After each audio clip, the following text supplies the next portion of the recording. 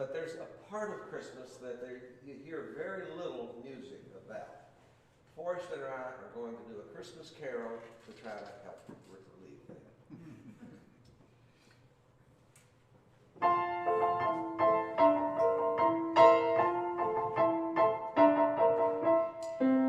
Christmas time is here, by golly, 'tis approval would be folly. Deck the halls with hunks of holly, fill the cup and don't say when. Kill the turkeys, ducks, and chickens, mix the punch, drag out the dickens. Even though the prospect sickens, brother, here we go again. On Christmas Day, you can't get sore. Your fellow man you must adore. There's time to rob him all the more. The other 364 relations, sparing no expense, will send some useless old utensil or a matching pen and pencil. Just the thing I need. How nice. It doesn't matter how sincere it is, nor how heartfelt the spirit. Sentiment will not endear it. What's important is the price. Hark, the Courier Journal sings, advertising wondrous things. God rest ye merry merchants, may you make the Yuletide pay.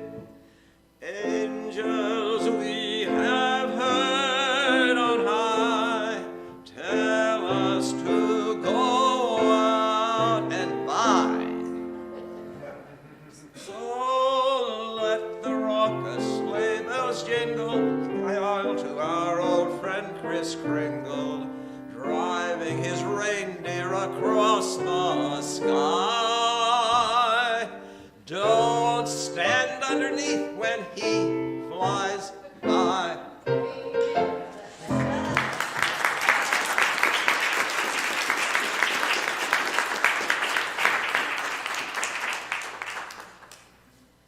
What holiday spirit. Thank you, John and Forrest. And everyone else, welcome to this gathering hosted by the Unitarian Universalist Church of Bowling Green. Whether you're here in person or online, we're so glad that you are joining us. My name is Valerie Brown, and I will be your service associate today. Just a little housekeeping. Please set your phones to silent. Airplane mode is what I do. We are a welcoming congregation. Whoever you are, however you identify, wherever you come from, and whoever you love, you are welcome here. Our Sunday services are different each week so that we can honor and learn from our wide array of traditions and beliefs. Today, our speaker is the Reverend Dr. Sofia Betancourt. Though we walk our own path here in this place, on the land of the Osage, the Cherokee, the Shawnee, and the Yuchi, and now at this time, we journey together as one community. For Unitarian Universalists, the flaming chalice is a symbol of the light of learning and the love of our community. This morning, our chalice will be lit by Diane Lewis. As our congregation's chalice is lit, please light your own chalice at home. And then please join us in singing Rise Up, O Flame, hymn number 362. Rise up, O flame, by the high glory, show to us beauty and joy.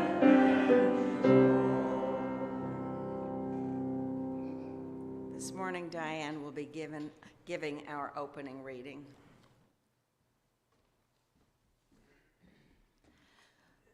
Good morning. This is our Guest at Your Table program today. Guest at Your Table has been an important part of UUSC, Unitarian Universalist Service Committee, and our own congregational culture for years. This campaign has evolved from a charitable drive to a multi-generational human rights awareness and action program. UU congregations and individuals in the United States and around the world participate in this important annual tradition. We come together, learn about people directly connected to human rights work, reflect on our own lives, and raise funds to advance justice in communities near and far. Through this program, congregations provide vital support to those allied grassroots organizations who know best what their own needs are.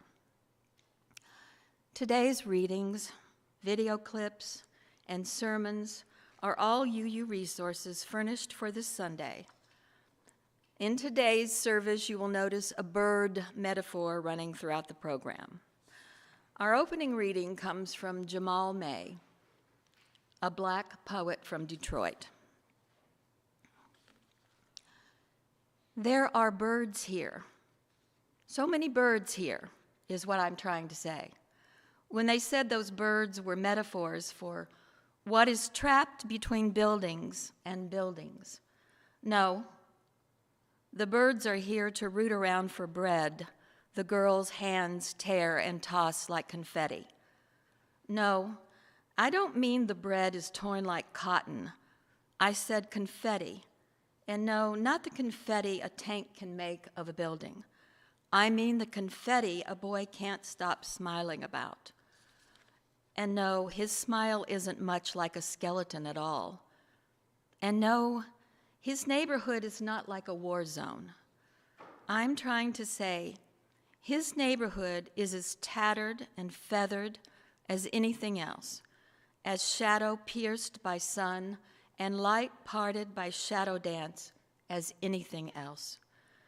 But they won't stop saying how lovely the ruins, how ruined the lovely children must be in that birdless city.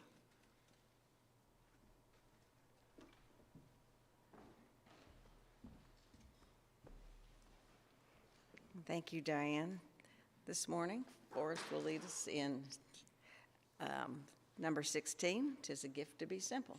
Hymn number 16. Stand if you are willing or able.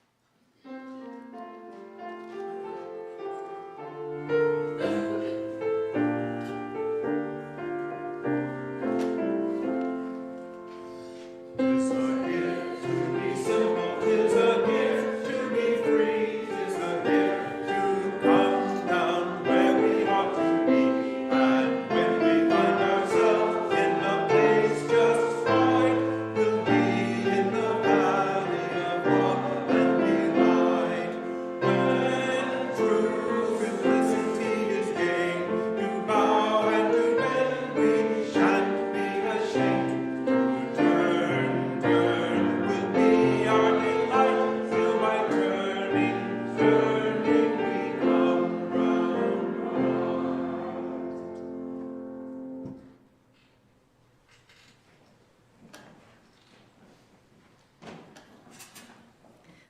This morning we will have a sharing moment, and the video is named "The Parrot and the Eagles," again with our bird theme, which of course is very appropriate, as many of you know me. That's what I enjoy doing. Reverend Laura Randall will be speaking, and many of the illustrations are by Hannah Moy.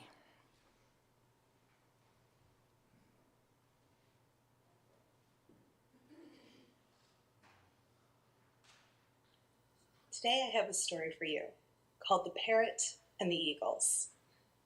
This story is adapted from the Jakarta Tales, a collection of Buddhist stories from India. Once upon a time, a long time ago in an ancient forest, there lived a little green parrot.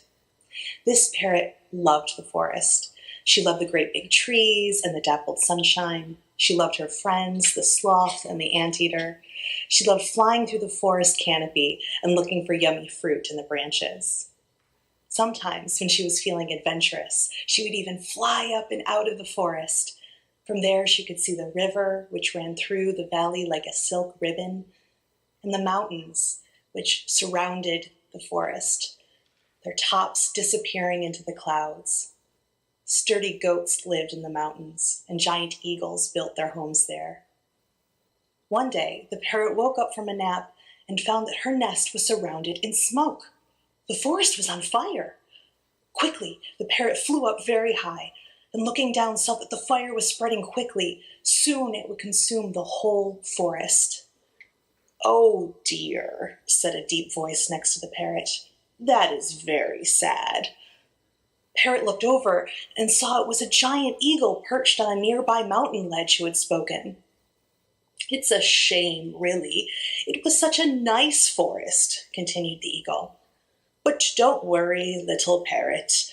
You can stay in the mountains. Here you will be safe." "But my friends," said the parrot, "sloth and anteater and all the monkeys and deer, they can't escape. What will happen to them?" The eagle shrugged a bit with his large wings. The parrot soared above the forest, fretting as the fire spread, and then she got an idea. She dove down into the river and then flew back up again high, right over the fire. She shook her wings, and a few drops of water fell onto the flames with a hiss. Quickly, she dove back into the river and repeated the process again and again. Dive, splash, fly, hiss. With all this strange action, it caught the attention of some of the other eagles who joined the first eagle on the mountain perch. After watching several rounds of the parrot diving and flying, putting out a little flame here and there, one of the eagles shouted, "That will never work. Can't you see it's useless? Your wings are too small. You should give up." Without slowing down, the parrot shouted back, "I may be small, but we're not small together. Together we can stop the fire. Will you help me?" The eagle shuffled nervously. I mean, sure, it was a nice forest, but it wasn't like they lived there. And all this diving into rivers and flying over flames looked a little dangerous. The mountain ledge was safe. Then one of the eagles dove off the ledge and into the river below. Just like when she caught a fish there, she rose out of the river, her wide wings shimmering with water, and splashed it down onto the flames below. Hiss! "Yeah!" cried the parrot, and she dove back into the river herself. One by one, the other eagles followed, diving into the river and carrying water to put out the flames. It took all day and into the night, but finally the last orange flame disappeared and the smoke vanished into the clouds over the mountains. The exhausted little green parrot slumped against her new eagle friend. "See," said the parrot, "I knew we were not small together." "You were right," said the eagle. "Together we were bigger than we ever imagined." The end.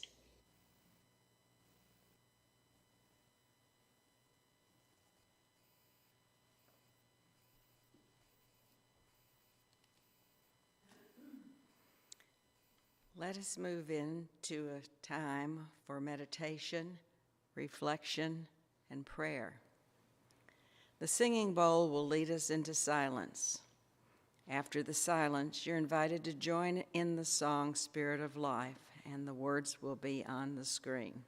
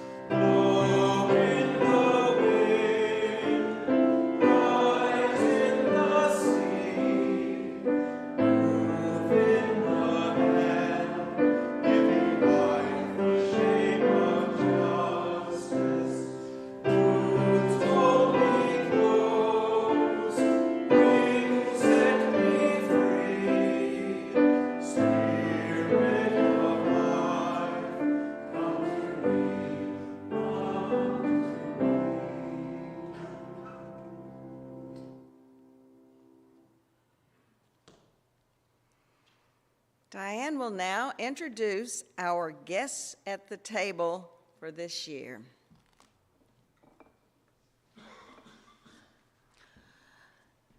Guests at your table refers to the guests' leaders from allied organizations that UUSC partners with around the world. And every year, 4 of those leaders are highlighted in the service. Our 4 guests are Zsolt Zekras for providing legal assistance and social resources to people fleeing Ukraine, seeking safety in Hungary following the Russian invasion. Our second guest is Nuwa Kishi, working with ethnic minorities in Burma to share their experiences of being targeted by the military junta. Our third guest is Ian Zakovich, coordinating community care for LGBTQIA people recently released from U.S. immigration detention. And our fourth guest is Inesa Imohosa Grace, who is amplifying the voices of youth as they petition governments around the world to take meaningful action to climate justice. We're now going to hear a short video clip narrated by Inesa.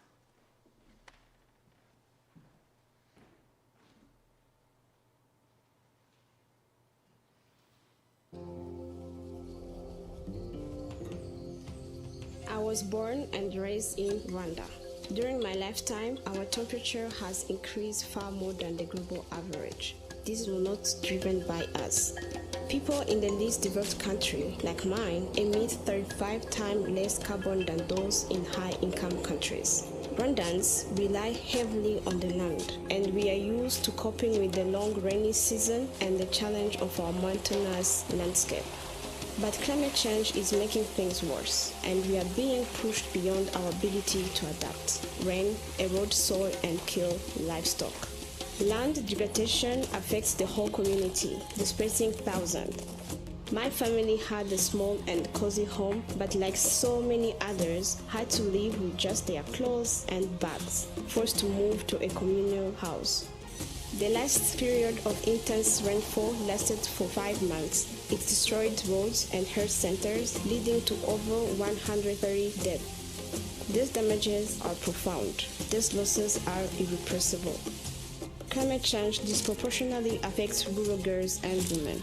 Daily tasks such as collecting water and cooking wood are made increasingly difficult by droughts and floods that wash away agricultural income, leaving them with nothing. Youth-led climate action can bring these stories of loss and damage that go unseen and unheard to the fore. We have the power and the knowledge to develop solutions, but we need the right financial support. Our call is for developed countries of the world to listen and to act.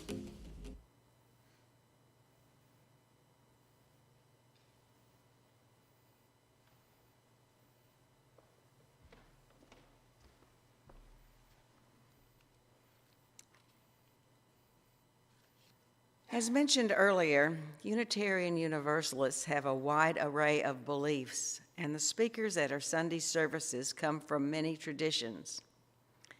Here to share their own thoughts today is Reverend Dr. Sofia Betancourt, and she will do that through our video. She serves as resident scholar and special advisor on justice and equity at UUSC. She holds a PhD in religious ethics and African American studies from Yale University, an undergraduate degree from Cornell University, and a Master of Divinity from Starr King School for the Ministry.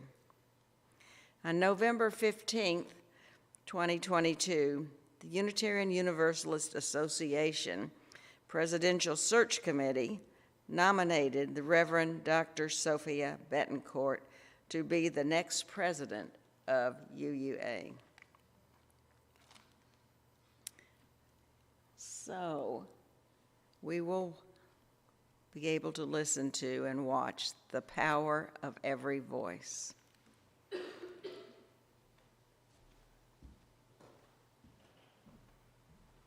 I remember the day I learned there was little difference between pigeons and doves other than the arbitrary value we place on them.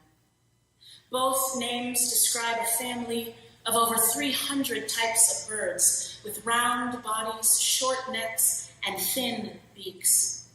And we tend to use the word dove when we mean a white feathered bird that is slightly smaller, which to us represents peace, blessing, and even a physical representation of the Holy Spirit. As a child in New York City, I was taught that the most prevalent birds among us, pigeons, with darker feathers and larger bodies, were rats with wings. My apologies to the rats, which are quite lovely, intelligent beings. People often try to kick pigeons in New York, and not even the most dedicated bread sharers in Central Park convinced me otherwise. It took a voice with authority, that of my science teacher, to make me question who got to decide that doves were sacred and pigeons, rounder and darker like me, had less value. Paul Sweet, collection manager for the Department of Ornithology at the American Museum of Natural History, says the difference is actually about language, with the two words coming from different parts of the world and our usage being more about personal preference than anything else. And there are birds in New York City, just like in Detroit. So many birds that might bring joy to children, if only we will let them.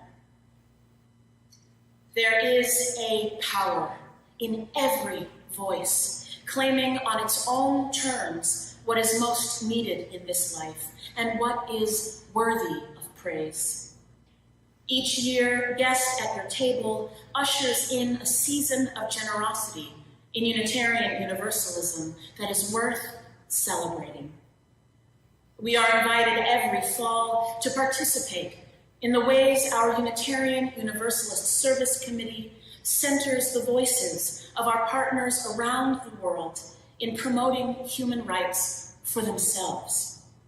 We get to participate in the wisdom that knows liberation is found in everyday moments of living and must be experienced in those same moments so that we may be sustained in the work of justice. The splendor and potential of a small child feeding birds in Detroit is best understood by a Black poet also from Detroit, who knows the inherent beauty and struggle of his city. Those winged loved ones with darker feathers and substantial bodies burst through stereotypes of devastation, transforming pity into power and possibility. Their value is priceless, just like the 2 small coins that a widow in Scripture placed into an offering box. I was reminded this year in a chapel service at Drew University's Theological School that Guest at Your Table is not the only program that offers or offered to us boxes to collect our contributions in a season of generosity. Many Christian churches would teach their members about the 12th chapter of Mark, where Jesus is in the temple teaching his followers by telling them stories. The chapter closes on a moment where he is watching those gathered as they deposit their financial offerings. We are told that those with great wealth gave in large amounts, and then a widow offered 2 small coins, the smallest of coins. We might imagine them to be pennies. Jesus calls his followers to him to emphasize that this woman has given more than anyone else in the community because she donated everything she had. In our kindred liberal Christian churches, families were sent home with a widow's box to make their own offerings and to learn from this scriptural teaching. I want to pause and acknowledge that this is a story that too often was told in a way that silences the voices of those most impacted by economic inequality. It draws on pity to inspire us to grow in our generosity. But today, those communities emphasize that this story is not about generosity. It is instead about injustice. And I would say that Guest at Your Table is about more than generosity. It is about the immense privilege of being invited into a knowing that is greater than our own. In the beauty of urban birds and the immense impact of a widow's offering, I find insistent voices of power and possibility in the face of injustice. Liberation lives here, where frontline communities, those most impacted by human rights violations around the world, claim the power of organizing, the power of action, and the power of their own voices. We are the actual guests at a table that is rich with some of the most powerful embodiments of hope in our human living. We are blessed to amplify their labors, and we are made more whole by moments of possibility in the struggle for justice. For over 80 years, UUSC has centered the belief that all people have inherent power and dignity in their work to advance human rights and social justice around the globe. And we do so in a way that is partner-led, meaning that those who work to confront unjust power structures and mobilize to challenge oppressive policies in their own communities get to decide how to shape that work. The wide range of support that UUSC offers our partners through research, education, strategic media communication, and advising in addition to financial grants. All of that allows our partners to prioritize what is most needed in their own communities, rather than having to reshape themselves to match specialized grant requirements just to secure funding.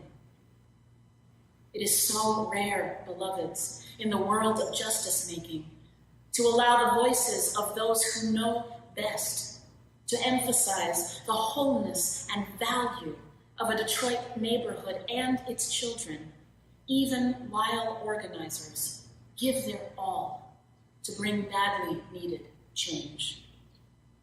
I am mindful of one of this year's guests, Ineza Umuhoza Grace, who you met in today's story, and whose work you can learn more about online, whose experience of fighting climate disruption in Rwanda deepened over time with her knowledge that too many voices were missing or silenced in the conversation.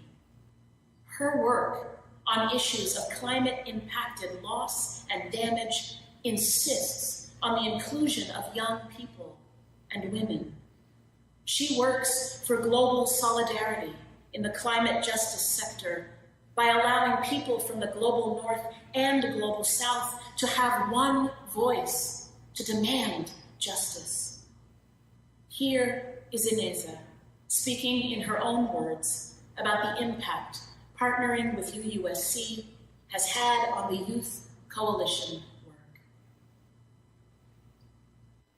So that one is really, really huge because UUCC was the first philanthropy to tell us, hey, give us a proposal, we're able to fund, we're able to trust you.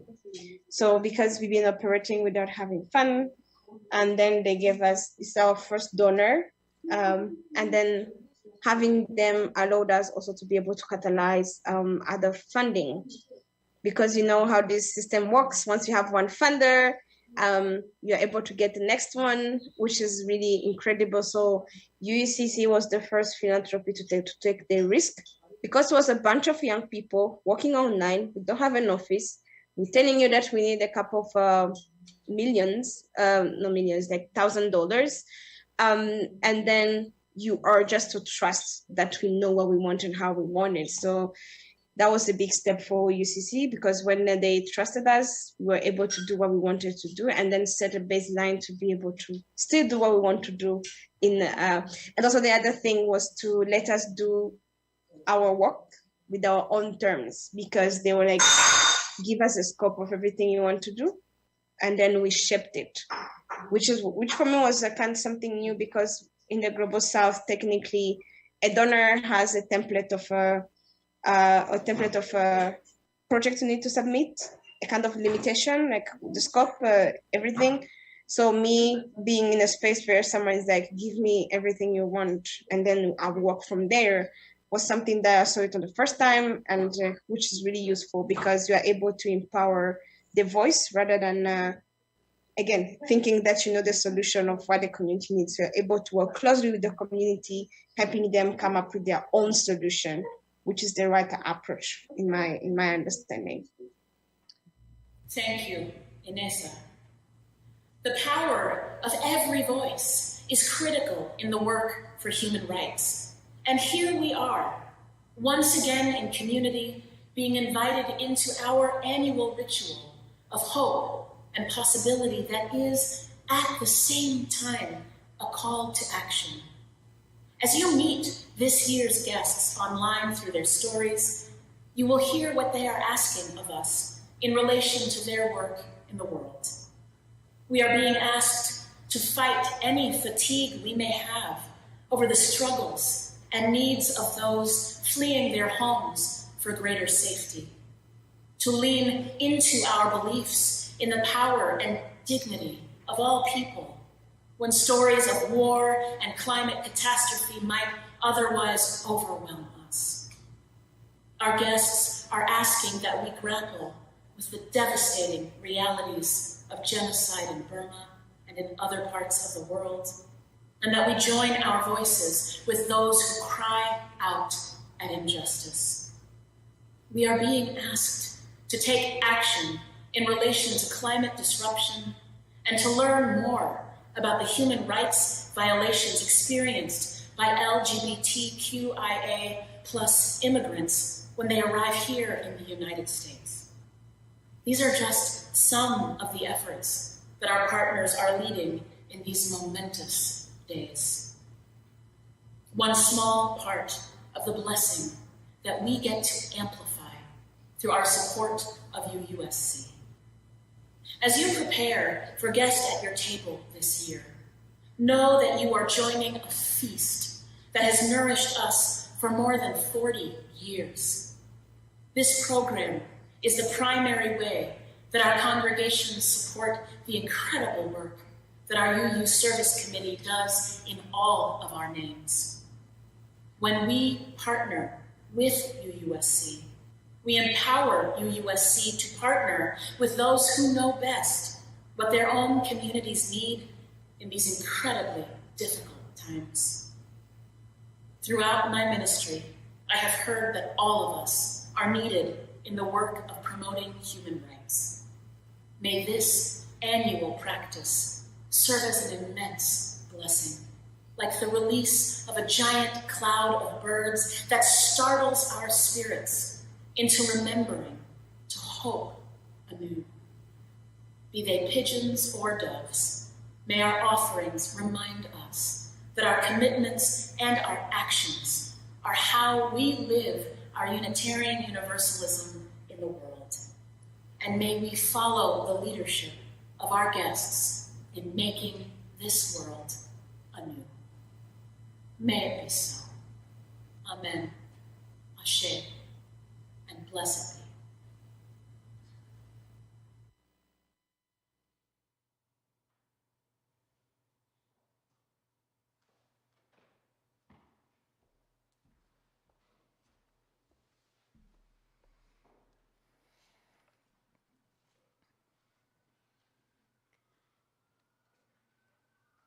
This congregation and the work we do is supported by the voluntary generosity of all who contribute.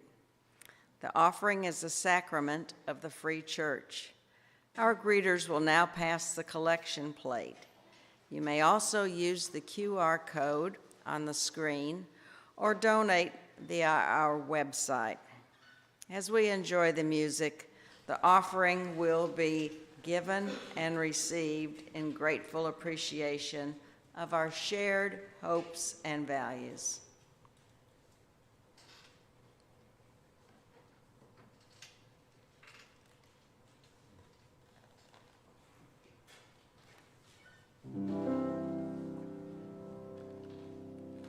I took my tree down to the shore, the garland and the silver star, to find my peace and grieve no more, to heal this place inside my heart. On every branch I laid some bread, and hungry birds filled up the sky. They rang like bells around my head. They sang my spirit back to life. One tiny child can change the world. One shining light can show the way. Through all my tears for what I've lost, there's still my joy. There's still my joy for Christmas Day.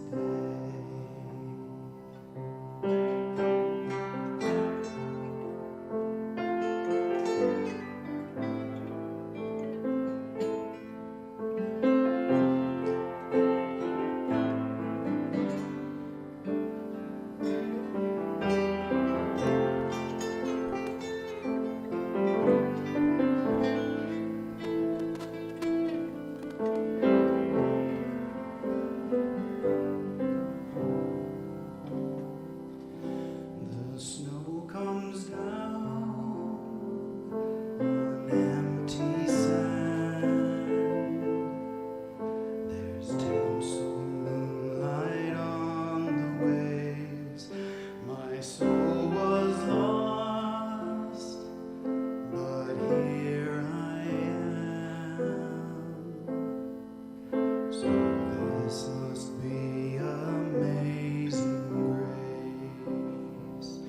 One tiny child can change the world. One shining light can show the way. Through all my tears for what I've lost, there's still my joy. There's still my joy on Christmas Day.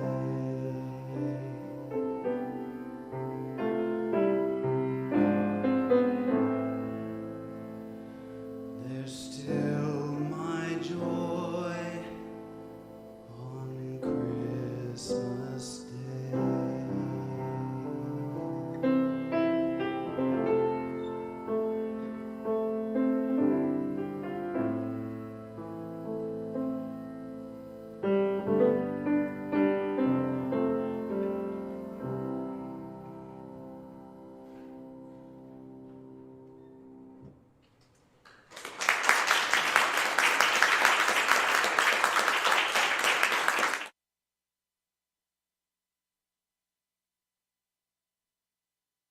Beautiful. It was by the Indigo Girls and performed by Forrest Halford, Ryan Thomas, and John Thomerson. Thank you. And thank you for these gifts.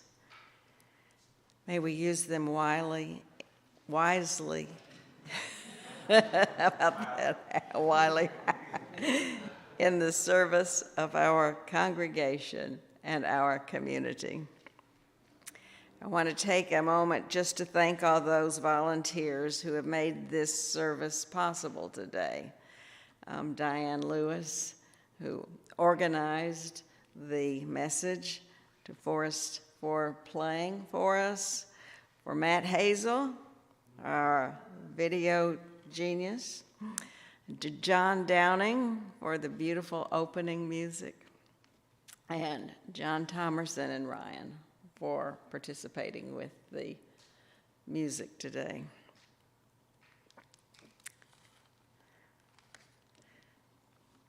Let's see. As a part of our responsible search for truth and meaning, we encourage thoughtful discourse. After the service, you are invited to join in discussion via Zoom or here at church in the meditation garden between the buildings. We do have refreshments and socializing and just relaxing in the fellowship hall after the service, and we invite everyone to join us there. Is there any community news? Okay. The Sunday lunch brunch is an open group of UUCBG members and friends who choose to go to lunch together. The group agrees on the restaurant to meet at each time. Dietary restrictions are respected. All are welcome. Deanie, did you have something to add to that? Sheldon set up, but lunch punch. Some of us do go to lunch, and we want everyone to come. We love to have people come with us, and we do decide each week. She was hoping that you put them up, and we would say, "Okay, this week we're going to." I think we're going to go to India Oven this week. Is that okay? Where? India Oven. India Oven. That's our fail-safe. But then we can decide where to go next. We just go every week. We love to go out to eat, and we love for everyone to join us. That was not my announcement. My announcement is don't forget the Christmas dinner. Okay, we now have the sign-up sheets for the Christmas dinner. We'll have and the Christmas service, of course, which is at 11 o'clock. And anybody who would like to participate in the service, would you let me know, because we have speaking parts, etc. It is Christmas Sunday, and we will have Christmas dinner afterwards, right after the service. And we'd love you to sign up and bring a dish and enjoy the holiday together. Thank you, Deanie. Is there any other community news? If not, please read our weekly updates and newsletter and announcements that are on the bulletin boards. If you have questions about Unitarian Universalism or about joining this congregation, please speak to someone on our membership team. Nancy Garrett, Sharon Crawford, and John Downing, our board president.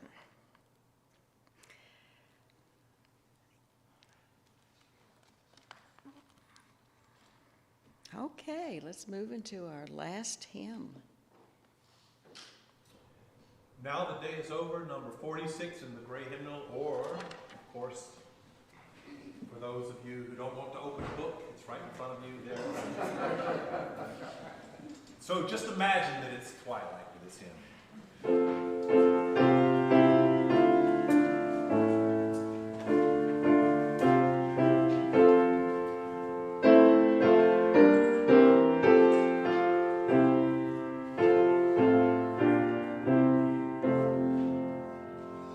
Now the day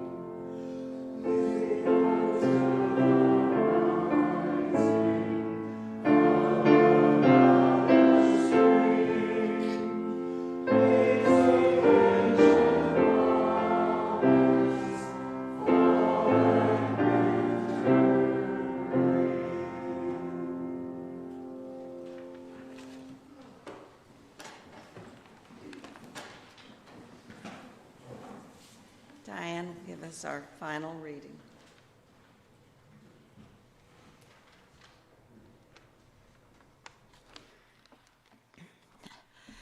Traditionally, we've asked you to take one of these boxes home and over the holidays, fill it up with change, bills, checks.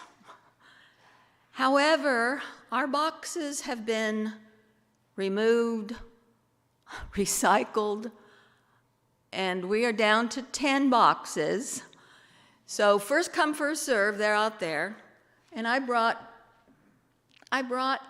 didn't bring it up with me, a jar with change. You can make your own box. You can use a jar. You can use a basket. The idea is the need is great. And then bring your boxes back, your jars back, or your envelopes back with whatever you collect, large or small. And the third Sunday in January, which is January 15th, we will use this as our third Sunday collection, okay? And also, let me read a benediction by Reverend Sofia.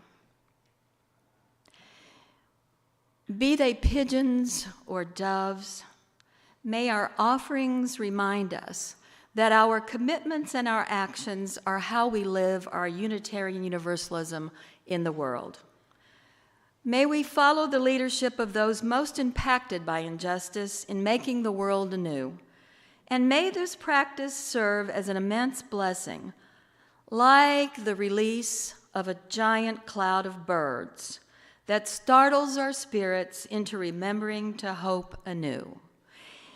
And in that spirit, I have made origami cranes, which is a symbol of happiness and good fortune to remind us how lucky we are and how need is vast among the world. So I'm going to pass around. Please take one of my cranes home, and first come, first serve on the boxes, but I hope everybody takes part. Thank you very much.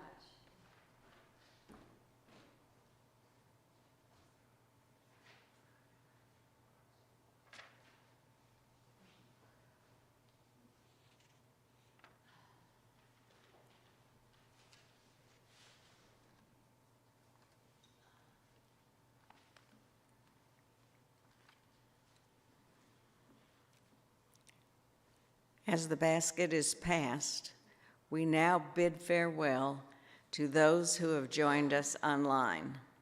We hope you found this service meaningful, and we invite you to join us again. Be well and go in peace.